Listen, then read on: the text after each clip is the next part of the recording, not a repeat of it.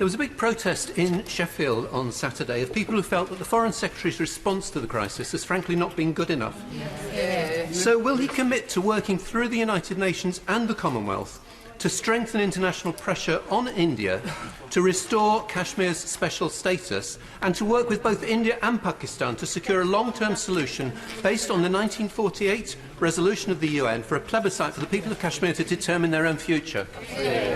I thank the honourable gentleman. He makes his concerns in a powerful way, and I understand how keenly they're felt. I have already referred not just to the UN Security Council resolutions, but the similar agreement. It is not correct to say that we have not been seized of this issue. The Prime Minister spoke to the Indian Prime Minister Modi on the 20th of August and the Pakistani Prime Minister Imran Khan on the 7th of August. I raised concerns about the situation with the Indian Foreign Minister Jaishankar on the 7th of August, and obviously we will be looking and very carefully monitoring the situation and talking to international partners in relation to it.